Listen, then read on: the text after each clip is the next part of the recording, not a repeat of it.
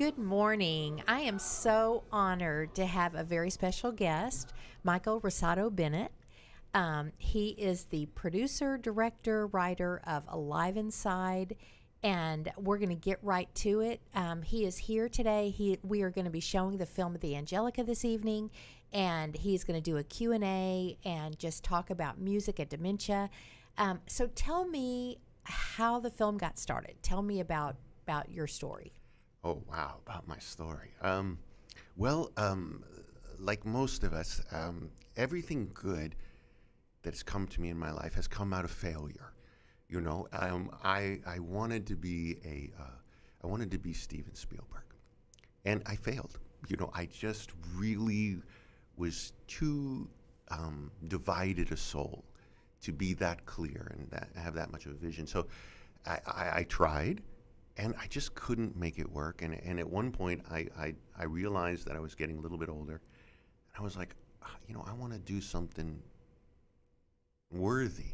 Mm-hmm. You know, I don't want to just chase the dream of my childhood dream of being the storyteller that you know, made people happy and created dreams that lived inside people's minds, you know.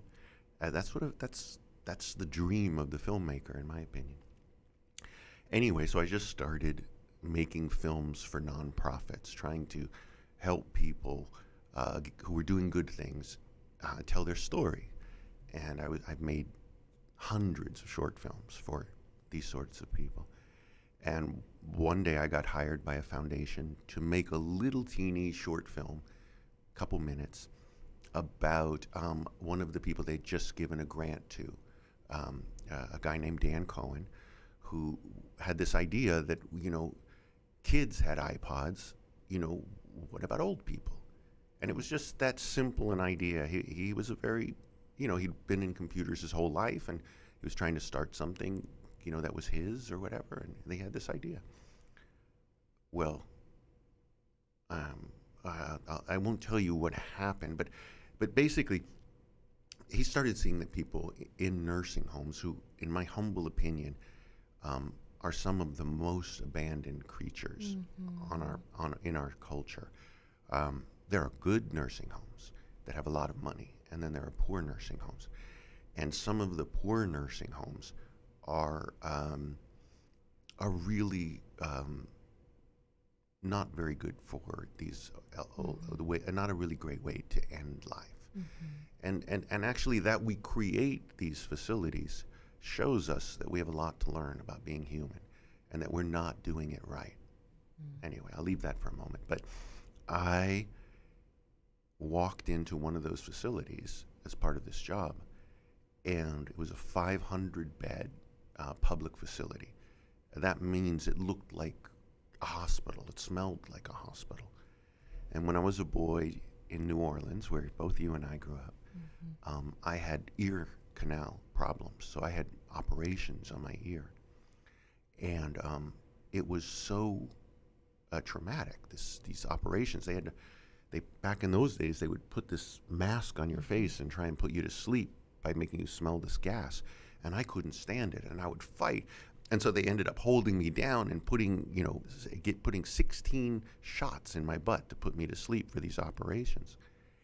And when I walked into this nursing home and I smelled that antiseptic smell, I freaked out because I was like, when I was a kid, I made a vow, I will never in my life go back into a hospital, you know? Well, there I was. And I'm looking around, and there's 100 elders in wheelchairs against the wall, lined up. It's so pitiful. It's epic. It's like it's terrible. It's like being in a scene out of Dante's Inferno, and this is what we've decided to do with the poor of our elders. You know, and so I was like, oh wow, and then they put me in front of this 94-year-old black man, a man who'd been sitting in a wheelchair for 10 years in the hallway. He would get out of his bed, they'd put him in the wheelchair, they'd put him in this spot in the hall. Then they'd wheel him into lunch. Then they'd put him back into the spot, and they'd wheel him in for dinner. And his name was Henry, and we learned what music he had grown up with. It was gospel music. It was Cab Calloway, and I set up my cameras, and I tried to talk to him, but he was pretty much non-responsive. And then Yvonne, the beautiful, beautiful caregiver who worked with him. I mean, to me, I am overwhelmed with the beauty of the souls that work in these places. You know, the people who care for these elders, they're working in a bad situation, but they bring touch, they bring love. You know, yes, there are problems, but the human wisdom of these souls who care should be honored. I mean, they should be, like our teachers should be honored, like anyone who invests in the ancient job of caring for human beings, which should be our main human ambition and is not. You know, those people should be honored. And I anyway. So Yvonne she has the music, Cab Calloway, some of his early gospel music, and we put these headphones on Henry. And I think you can see what happened next. There's a link on our website, aliveinside.org. You can see what happened to Henry. And what happened was this old man who was kind of hunched over and separated from the world, he just kind of started to rise, and he started to move and to sway, and he started to sing, and he started to sing, and he started to sing beautifully. And I was, here I am, like this guy that wants to run, and I'm looking at this old man who was literally put in a corner and forgotten, and he's starting to sing, and his voice is beautiful, and so then we take the headphones off, and I'm like, wow, well, that was alive, that brought chills all over my body. Like, I wonder if any functionality would come from that experience. And, so I tried to talk to him, and at first I can't, and then somebody tells me, ask him yes or no questions. Don't try and do hard questions. And so I did. I said, do you love music? And he started talking about music. It's like, I can't remember what he said. Something like, I think everyone should come into music now. The Lord gave me these sounds, and, and he started making up a song for me, and he started talking and it changed my life. Because in that moment, I was like, well, first of all, two things. One, everyone inside of themselves knows that there's something more inside of them than the world asks them to give. Everyone knows that they're meant for something more beautiful than they're doing right now. We are not meant to just do X. We are meant to do the phenomenal work of being alive, and helping other people be alive. And that's what this old man gave me in that 1 minute. He said to me, there are millions like me, and we have something that's alive inside. Well, growing up in New Orleans, my grandmother would take me to a nursing home called the Home for the Incurables. And how poetic is that? I know it was Home uptown. for the Incurables. But there were people that literally had no family, they had no friends, no visitors, and it was one of those rare nursing homes. So 50 years ago, there weren't all the nursing people weren't living as long. People normally lived at home, and they could enjoy that music. They could enjoy holidays and celebrations because they were in the home of their family members. Just the statistics we've learned is that 60% of nursing home patients do not have one visitor. I know. And those caregivers that work in those facilities might have 30 people they're taking care of. I love music therapy. I love music. I grew up with music too. I grew up in the Baptist church, and I love music. And my mother recently passed away, and she got to where she couldn't speak anymore. She hadn't spoken in a couple of years. But you turn on music, not just Baptist hymns, but songs that she loved as a teenager, she would come to life. She would start dancing in bed. She would mouth the words. Even though she didn't speak, she could mouth and she would whisper. Like she loved Hey Good Lookin', and she would say, Hey Good. She would that's so whisper it. sweet. And it was so, I did see her come alive. I want to ask you one question about that. So, when your grandma was kind of leaving us, right? There were times where she was gone, and maybe she didn't even know people's names, or did she? No, she didn't. She did not know people's names. So here's my question. So when you gave her that music and you saw her try and whisper those words, how did that make you feel? It was I felt like she was back. Right. I felt like I felt like she was holding my hand. I felt like she knew I'm with someone who loves me. There you go. Yeah. Yeah. So what was really happening there is you had a pain, and that pain was that someone you loved you couldn't touch. They were gone, right? And music is this phenomenal construction, and we made it ourselves. You know, we created music. There's no part of the brain that's the music part of the brain. We, long time ago, when we were sitting around a fire, you know, we created the beginnings of human culture. And it was stories, and it was music, and it was dance. But even more important, it was being together around that fire. And what was created there over hundreds of thousands of years, maybe even 1 million years, okay, that is the basis of all of our love, empathy, community, ethics, morality, laws. In short, it is the spark of civilization. And it's so powerfully in us that when it's missing, it creates a great pain. And you had that pain. There was somebody there that you loved and you couldn't touch. And music goes into the very deepest parts of our being. Actually, it even goes deeper than our cognitive brain. It goes down into our movement systems, because it was with us when we were in our mother's belly.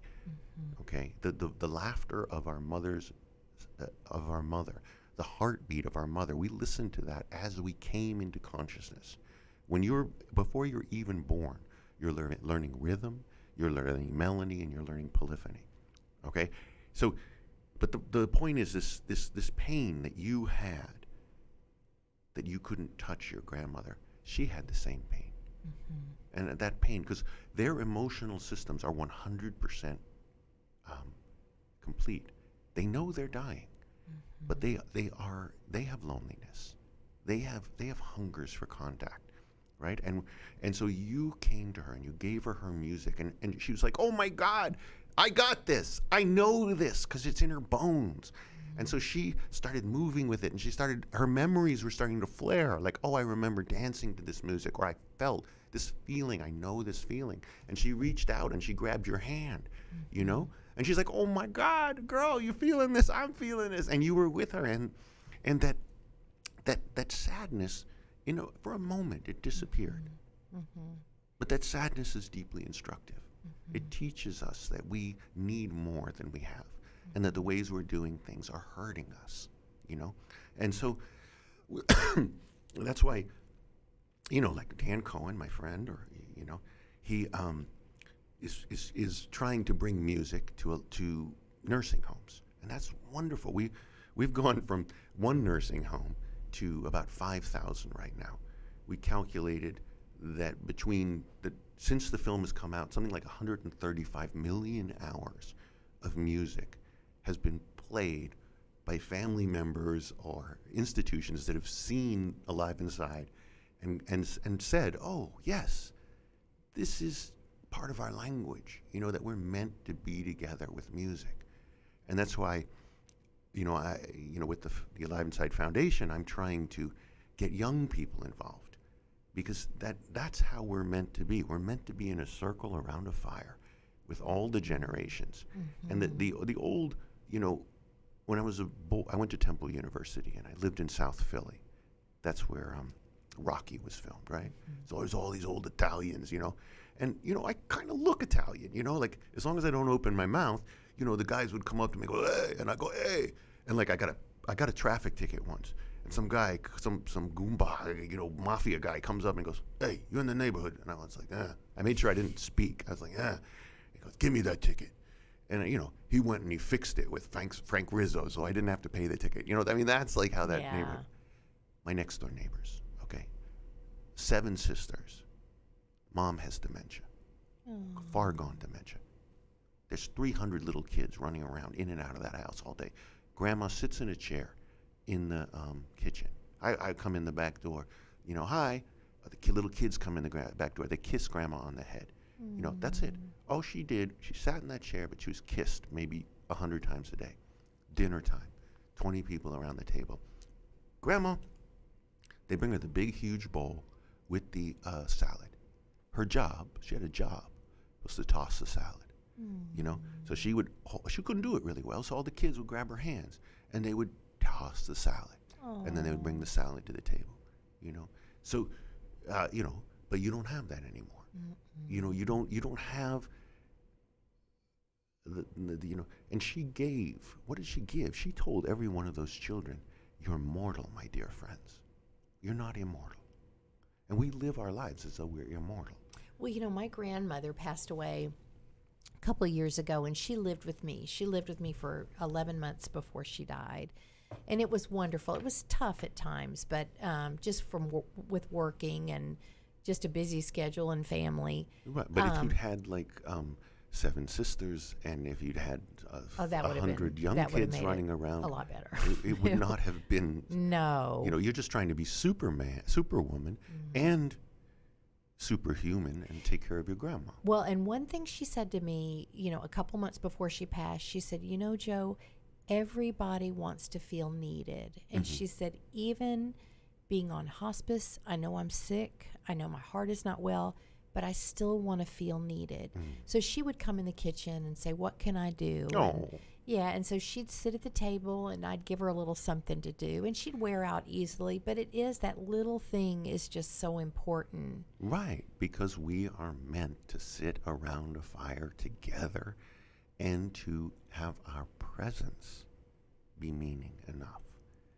And that's what we have forgotten.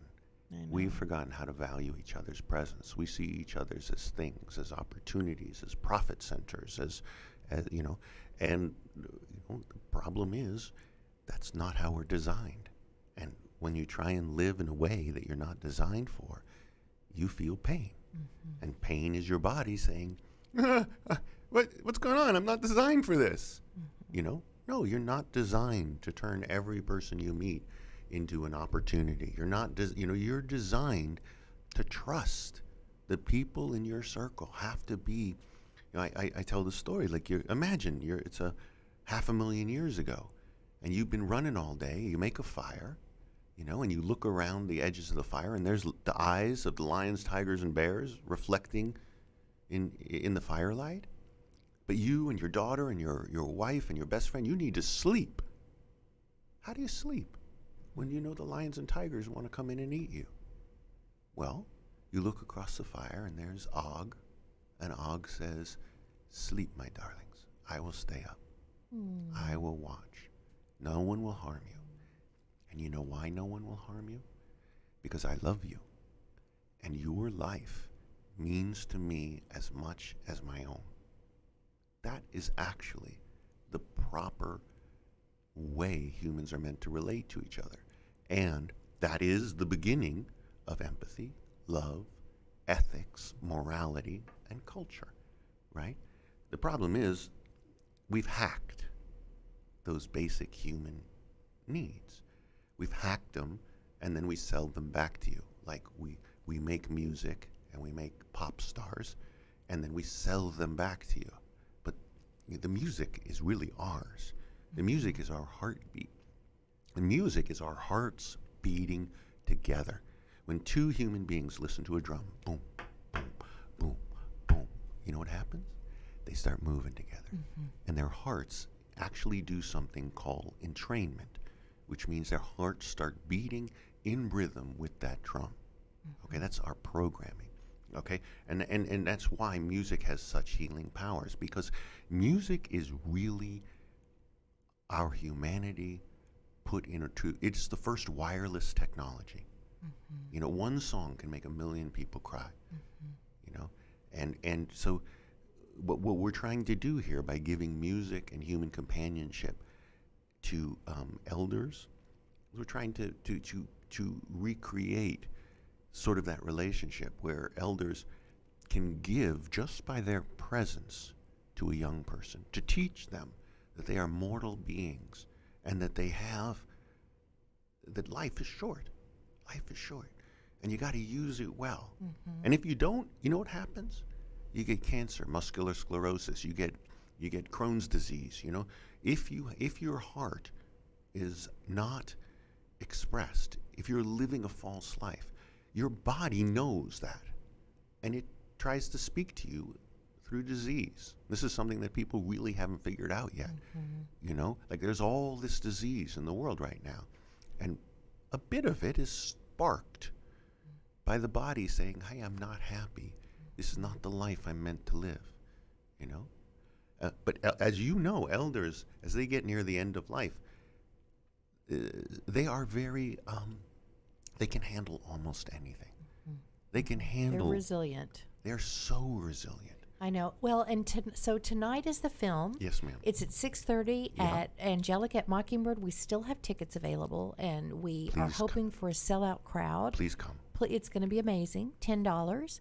And then tomorrow, Michael is our guest speaker at.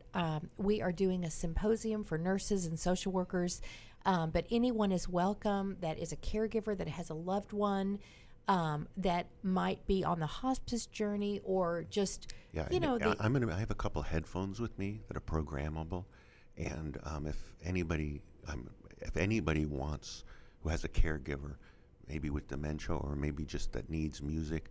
You know, I have a couple to give out, and I'll have my volunteers find music for them, and when we can give them to your people, and you know, try and bring a little music to people that maybe hadn't thought to give music to someone.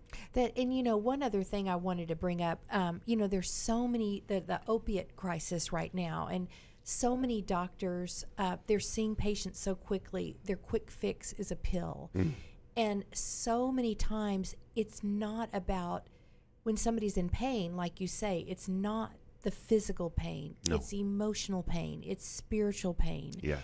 And that's what we're talking about tomorrow, that we have a patient right now that was given hydrocodone, and she is just zonked. And the hospital doctor called me. She goes, what can we do? I said, let's try some other steps. Let's try Tylenol. Let's take her off the hydrocodone. Let's have more of a family presence. Let's cook her the things she likes to eat instead of the hospital food, and she is doing really good. Yes. So it's kind of an about-face turnaround, and we're so excited about that. So beautiful. We don't want to just always fix with a pill. There's just that complete whole person, and so we want to address all the needs. So thank you so much, Michael, for today. It's been amazing. Can't wait to watch your film tonight and do the Q&A after, and great day tomorrow. If you have any questions on our program tonight or tomorrow, you can call our office, 214-866-0085. Thank you so much again. Thank you very much.